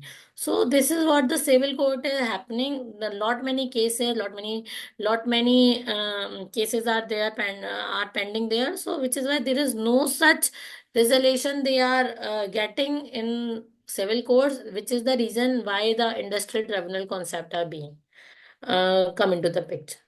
Again, the worker reskilling fund to be reconstituted. I already told you about this. Section 83 talks about worker reskilling fund. If the employees are being laid off, अब यहाँ पे if the worker is being laid off, यहाँ पे if the code is only applicable to those organizations who are in the factory or manufacturing, not on the service sector, in that case these aggregate platform aggregator will skip from this code, or will skip from this provision. But fortunately this code is applicable in all the establishments, subject to certain conditions. In that case, worker reskilling fund is also applicable to those organizations which are falling under the ambit of this, just like aggregators. Rest are the concepts of trade union. There are the concepts like trade union can be formed. The very good concept they have made is now only a few trade unions can be created. Not everybody can create the trade union. The trade union can be created and will be recognized at a state level or by central level, and they provide status and responsibility. Everybody needs to go to their to that trade union only. The timeline for raising an industrial fixed at 2 years. What I was actually referring to, the n number of days or years should not be passed. There should be a timeline, and that's where the timeline for raising an industrial dispute fixed at 2 years, and that should also be concluded within 2 years or 3 years. I am not very sure about the timeline that the rules will come into the picture, but yes, there is a time-based concept which will be going to implement. How soon it will be implemented, no one can say, but yes, it will be implemented once the rule is there or the act is there. Sooner or later, it will be implemented. Similarly, 14 days notice to go on strike, which is not open-ended. So the strike cannot be resorted to after 60 days of such notice. Strike should be within the 40 days only. And there are a number of provisions of trade union and all for all of us. If we are working on that industry, only then this trade union concept is applicable. But for now, I am assuming that this will be recognized, or this will be implemented a little later side when the industrial tribunal will come into the picture. Now, if we talk about the implementation status of all these four codes, if we talk about implementation of OHS is quite complete. Industrial Relations Code was treated as complete, but one of the person has raised a public litigation or PLC, wherein they said you have not even incorporated an industrial tribunal. Then how can you implement the provisions related to tribunal and the cases? Because that also said whatever the cases are pending in the labor code, that will be transferred to the industrial tribunal. But they have enacted it, but not yet formed the industrial tribunal yet. So which is why this is the reason the few provisions of industrial relation code is now on hold, and certain provisions of code on wages and social security pertaining to EPF, ESIC are remain pending. The reason is they are EPF and ESIC should come up with the scheme, the revised scheme, a comprehensive scheme wherein all the previous rules, notifications, everything will be covered under the one new scheme and governed under the new labor code, which is why the EPF and ESIC certain provisions are pending. But just like I told you, HR restructuring is very, very important. The wage concept, the new definition of wages is already in place. You need to check your company's payroll if you are a company secretary or responsible for taking these kind of assignments too, or you can also advise them for the better law, because labor laws are also a part of the law and you guys are responsible for that. So you need to inform your companies or the payroll or HR department that please reevaluate your wages or salary structure, wherein the 50% rule should be applicable. The basic salary and the gross salary basic salary should not less than 50% of the wages. If less than, then the differential amount will be added back to your wages definition. The transition, the old law will apply as long as they do not contradict with new law. It will happen. The transition period always takes time, but definitely it will happen. And confusion prevails till the rules comes in. The rules are still not yet notified, but for sure it will be notified in next 1 month or 2 months. It's not long the period we have. If we want to read all the codes, we need to step in now and not when the rules come in. We need to take charge on the labor side today only. What actually common across all the codes is the broader coverage to include unorganized sectors. Earlier, unorganized sectors were very, very ignored, but now they have covered the unorganized sectors like gig workers, platform workers, and all. Gender neutrality of concept, although it was earlier too, equal remuneration via equal remuneration too, but now it has been retained. Definition of wages is common in all across the codes.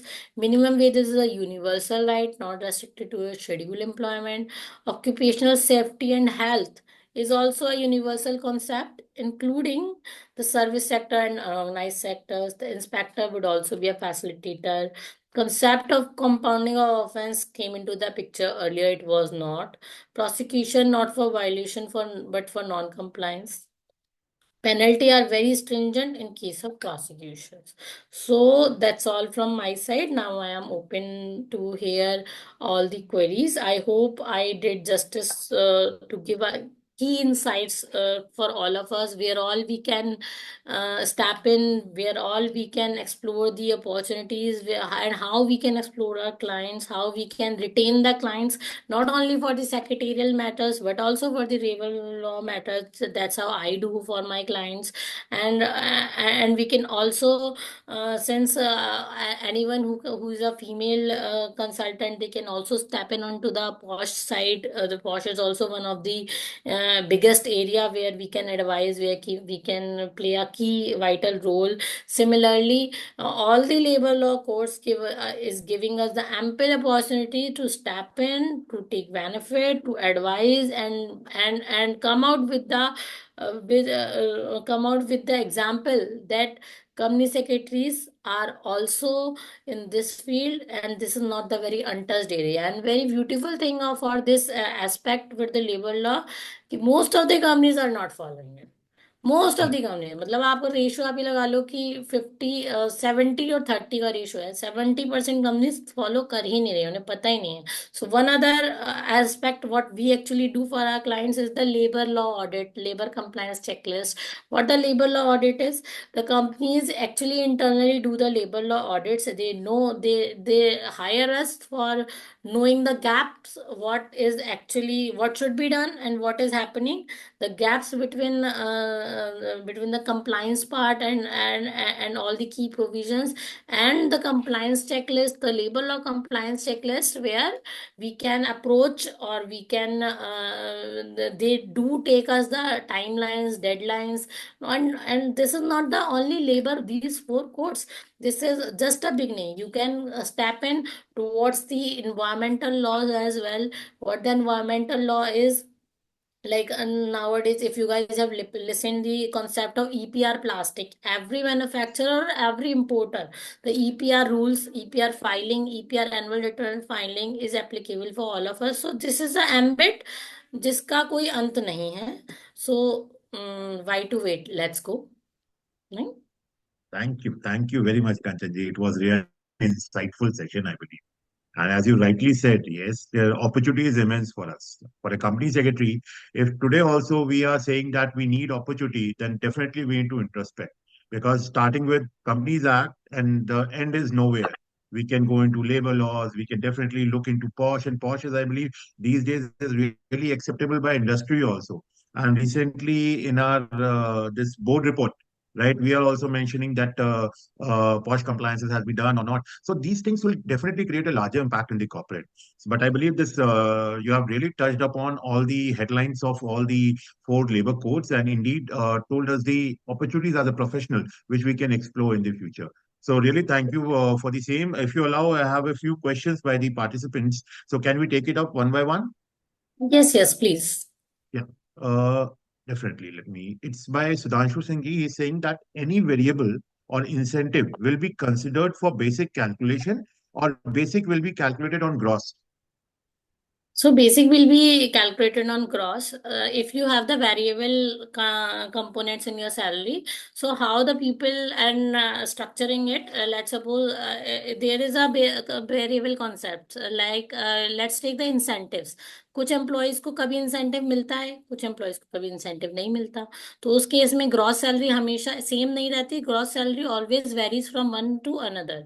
In that case, the companies are saying, how in that case we will fix our basic, because if we see basic will be changing every time. If we take the 50% rule, gross salary multiplied by 50%, that should be your basic, but that should not be your basic, that should be your wages.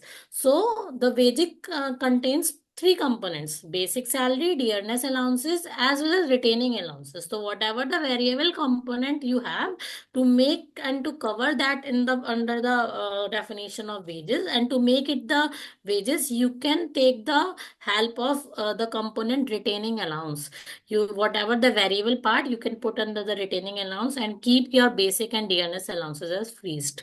And that is the way out which the industry is taking. But still, since everybody have their own salary structure, everybody there have their own understanding, so they can do whatever they want to do, but the law is fixed: 50% of the gross salary, whatever you will pay, be it a variable or not, 50% of gross salary would be the wages for all across.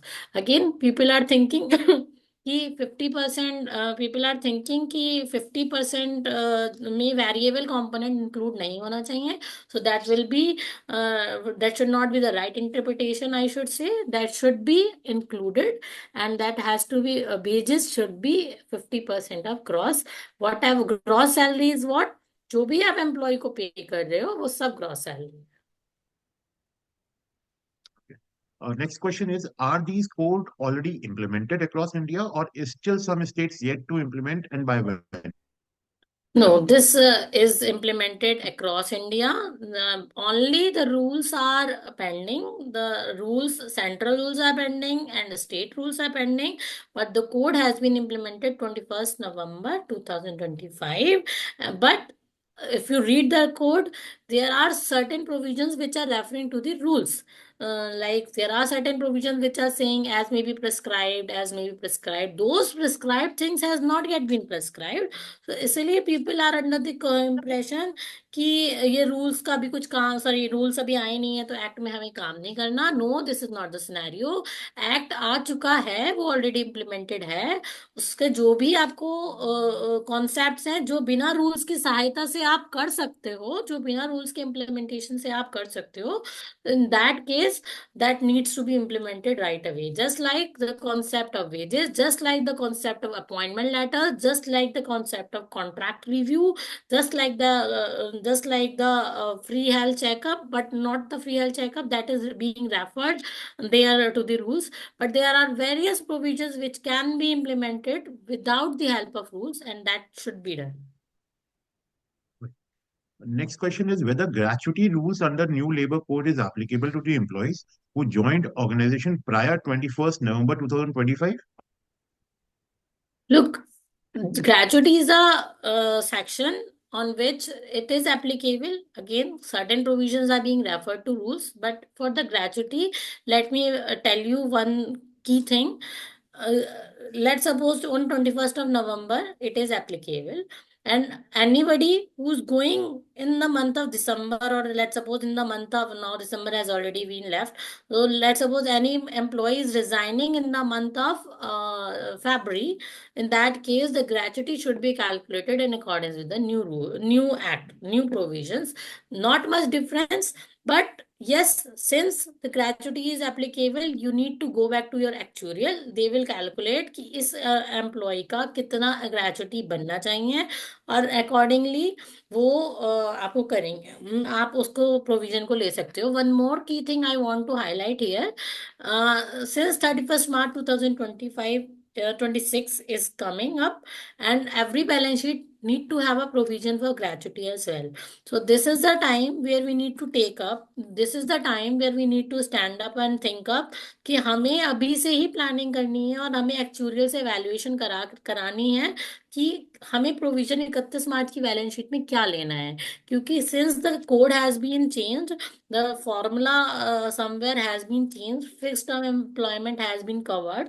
So there are a number of changes will be done across company in your balance sheet, as well as the major impact is the wages definition has been changed. Earlier in my previous example, if you guys remember, 30,000 used to be the wage amount on which the gratuity used to be calculated, but now the 50,000 is the amount on which the gratuity is to be calculated. So differential amount, the provision will definitely be increasing. If you have read the newspaper, there are a number of news कि इस company में इतना ज्यादा provision आया है। हाँ, वो आएगा, इसीलिए आएगा क्योंकि वो आपका वेजेस का अमाउंट बढ़ गया।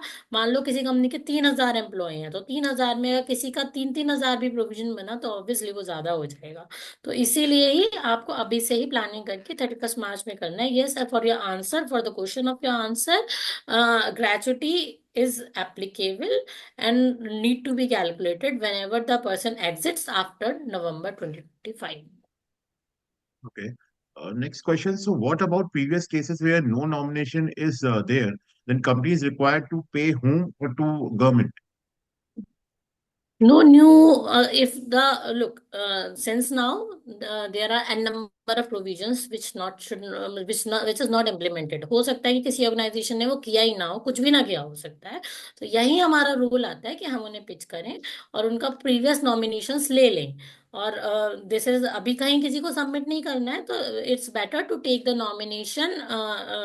It's a internal record for the company. We should take the nomination from all the employees, and can be dated, shouldn't say, but yes, can be dated, whatever is required as per law, and can be presented. But if in max scenario you are not able to take any nomination, let's suppose 2 or 3 employees you are not able to contact or somewhere, then yes, you need to deposit. But in which account, how the process will move, you guys need to wait for the rules as well as the implementation of the portal.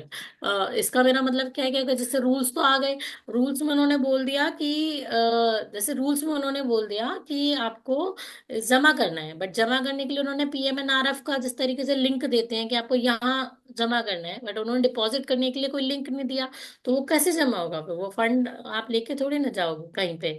तो इसीलिए you have to wait till the time they come up with the portal where we need to submit, as well as they come up with the rules where we need to submit within how many days.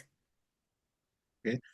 Some companies are deducting gratuity from day one of the employees as a part of their CTC. So can they do so as per the law? And if any employee is leaving the organization post 6 months, can he claim the amount of gratuity? So the gratuity is applicable only after 5 years. Okay, once a person has completed the 5 years, gratuity is payable only then. But provision can be maintained after 1 year and so. But from the day one, it is wrong. There's one more question by Mr. Manish Manwani ji. He says he's asking that where an activity is carried out by a client company through a contractor who is responsible for registering the worker on Shram portal.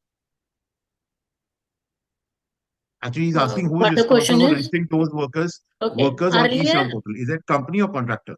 I got it. I got it. So contractors के लिए what the important thing is need to know. Earlier what used to happen, the responsibility of everything, even the payment was on the contractor. But now with this labor code, the responsibility has been shifted to principal employer.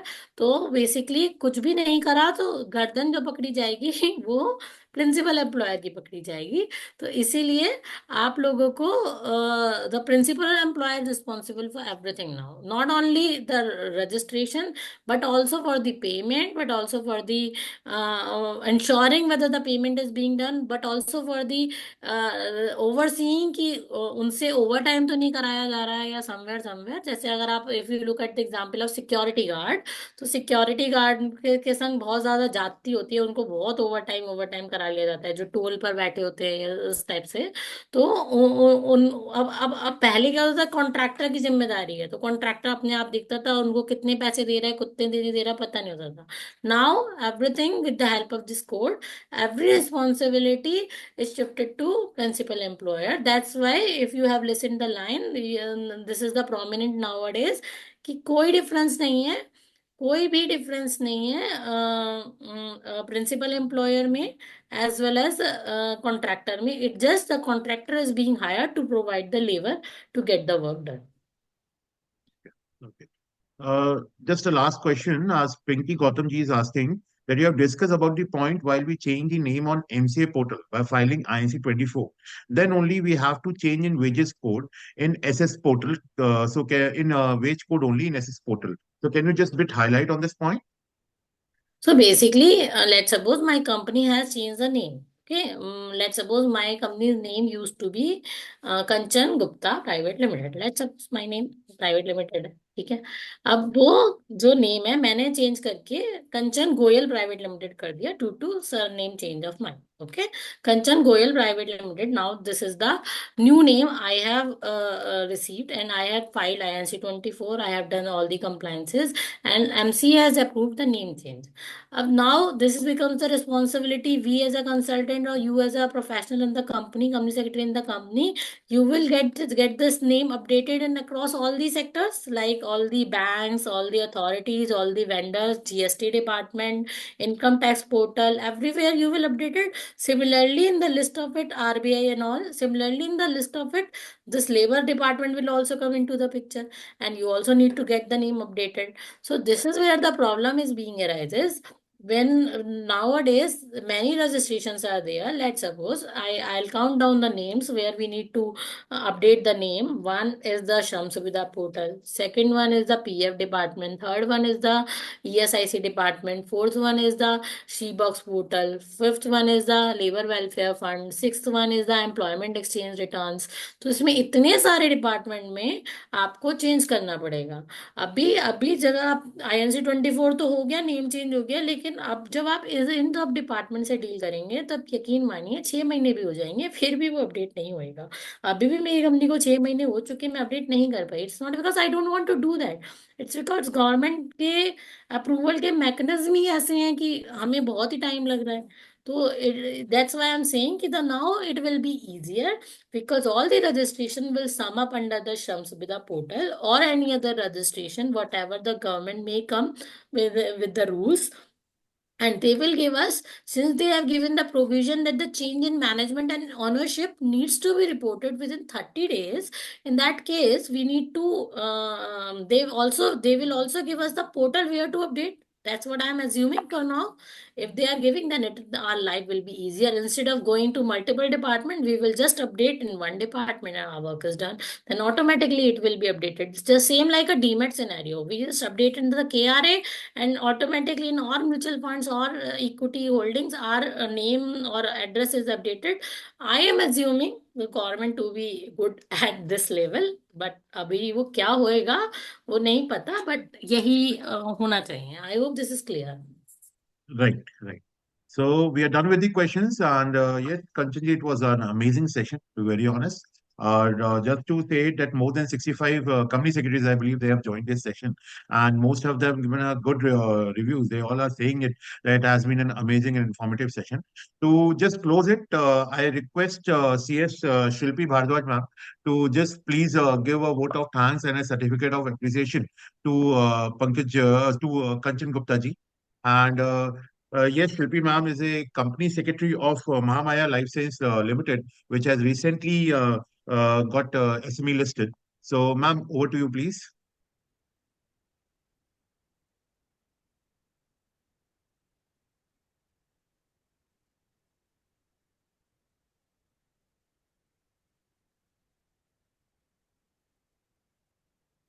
Shilpi ma'am, are you there?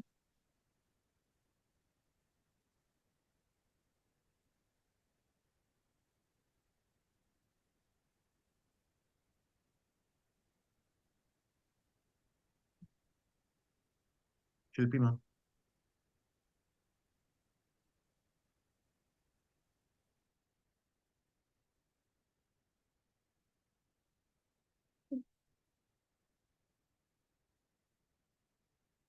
Yeah, thank you, Abhinav. Thank you so much for this opportunity.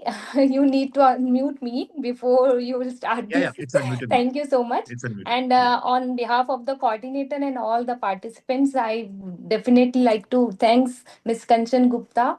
She has given this session was very detailed, informative, and you explained the concept clearly and practically, and with the relevant examples also, which made more understandable to everyone. And thank you for sharing your knowledge. I'm sure that everyone who has attended this session has gained immense value from this session.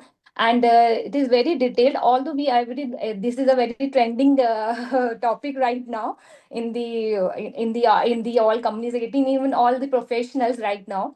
So I would like to hear again a session on this, and you definitely be very valuable if you also come and explain more, because the time is very less, and I think the concept is very vast right now, as you have explained many things, and these are very good with the examples. And as the all industrial relationship act and everything is like are there, but they are somewhere is not not implemented in a sense it is has to be implemented. Now with the uniformity of the code, I think we will be definitely that would be the the compulsion for the companies to follow all the things. So thank you so Right. much, Kanchanji. Thank you so much for You're this welcome. session. Thank you. Thank you, You're Shruti welcome, ma'am. Thank you, ma'am. Kanchanji. Thank you. Just from our behalf, this is a small token of appreciation. It's a which you can say a virtual certificate of appreciation, and we'll be sending the physical copy to your address also, ma'am. Thank you. Thank you very much. Thank you. Thank you. Thank you. And thank you to all the participants. Thank you for coming and joining it. I know today is the second last day for the filings, and you guys are on it.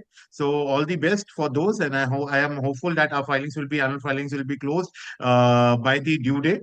Right. And yes, definitely we'll be coming with more relevant topics in the future, and looking forward to your active participation. Thank you. Thank you very much. Keep growing, Thank keep you. exploring, and keep introspecting. Thank you. Thank you.